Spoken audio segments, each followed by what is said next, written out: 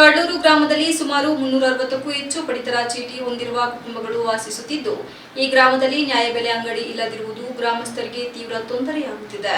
ಪ್ರಸ್ತುತ ಪಡಿತರ ವಿತರಣೆಗಾಗಿ ಗ್ರಾಮಸ್ಥರು ಸುಮಾರು 5 ಕಿಲೋಮೀಟರ್ ದೂರದ ಪಕ್ಕದ ಗ್ರಾಮಕ್ಕೆ ತೆರಳಬೇಕಾದ ಅನಿವಾರ್ಯತೆ ಉಂಟಾಗಿದ್ದು, ಇದರಿಂದ ಕೂಲಿ ಕಾರ್ಮಿಕರು ತಮ್ಮ ದಿನ ಕೆಲಸವನ್ನು ಬಿಟ್ಟು ಹೋಗಬೇಕಾಗಿದ್ದು, ಆರ್ಥಿಕ ನಷ್ಟಕ್ಕೂ ಕಾರಣವಾಗುತ್ತಿದೆ. ವಿಶೇಷವಾಗಿ ವೃದ್ಧರು, ಮಹಿಳೆಯರು ಹಾಗೂ ದೈಹಿಕವಾಗಿ ಅಸಕ್ತರಾದವರು ಈ ದೂರ ಪ್ರಯಾಣದಿಂದ ಹೆಚ್ಚಿನ ಕಷ್ಟ ಅನುಭವಿಸುತ್ತಿದ್ದಾರೆ. ಸರ್ಕಾರದ ಮಾರ್ಗಸೂಚಿಯ ಪ್ರಕಾರ ಪ್ರತಿ 3 ಕಿಲೋಮೀಟರ್ ವ್ಯಾಪ್ತಿಯಲ್ಲಿ ನ್ಯಾಯಬೆಲೆ ಅಂಗಡಿ ಇರಬೇಕೆಂಬ ಉದ್ದೇಶವಿದ್ದರೂ ಕಾಡ್ಲೂರು ಕೊಪ್ಪಲ ಗ್ರಾಮಸ್ಥರು 5 ಕಿಲೋಮೀಟರ್ ದೂರ ಪ್ರಯಾಣಿಸುವ ಪರಿಸ್ಥಿತಿ ನಿರ್ಮಾಣವಾಗಿರುವುದು ಆಹಾರ ಭದ್ರತಾ ಯೋಜನೆಯ ಮೂಲ ಉದ್ದೇಶಕ್ಕೆ ವಿರುದ್ಧವಾಗಿದೆ.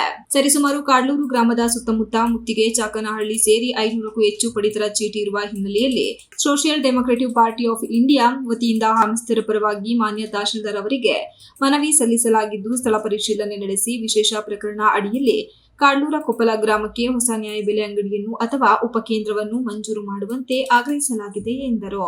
ಸರ್ಕಾರ ತಕ್ಷಣ ಕ್ರಮ ಕೈಗೊಂಡು ಗ್ರಾಮಸ್ಥರ ಸಮಸ್ಯೆಗೆ ಶಾಶ್ವತ ಪರಿಹಾರ ಒದಗಿಸಬೇಕು ಎಂದು ಮನವಿ ಮಾಡಲಾಗಿದೆ ಎಂದರು.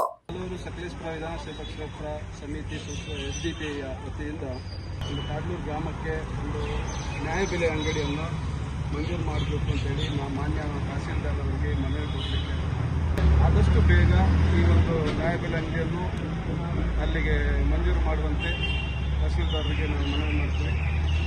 ಯಾಕಂತ ಹೇಳಿದರೆ ಸುಮಾರು ಸುತ್ತಮುತ್ತ ಕೆಂಚಮನುಸ್ಕೋಟೆ ಸುತ್ತಮುತ್ತ ಭಾಗದ ಹಳ್ಳಿಗಳಿಂದ ಕೆಂಚಮನುಸ್ಕೋಟೆಗೆ ನ್ಯಾಯಬೆಲೆ ಅಂಗಡಿಗೆ ಹೋಗಬೇಕು. ಅಲ್ಲಿ ಬೆಳಗಿಂದ ಸಂಜೆವರೆಗೆ ಕಾಯುವಂಥದ್ದು, ಮತ್ತು ಸುಮಾರು ಒಂದು 7-8 ಕಿಲೋಮೀಟರ್ ದೂರದಿಂದನೂ ಅಲ್ಲಿಗೆ ನಡ್ಕೊಂಡು ಬರಬೇಕು, ಅಥವಾ ವಾಹನ ಸೌಲಭ್ಯ ಇಲ್ಲ, ಬಾಡಿಗೆ ಆಟೋ ಮಾಡ್ಕೊಂಡು ಹೋಗ್ಬೇಕು. ಒಂದು ಸಲ ಹೋದರೆ 100 ರೂಪಾಯಿ ಹೋಗೋದಕ್ಕೆ, ಬರೋದಕ್ಕೆ 100 ರೂಪಾಯಿ, 200 ರೂಪಾಯಿ ಕೊಟ್ಟು ಬಡ ಹೆಂಗಸರು ತೋಟದಲ್ಲಿ ಗದ್ದೆಯಲ್ಲಿ ಕೆಲಸ ಮಾಡುವಂಥವ್ರು ಏನು ಮಾಡಬೇಕು?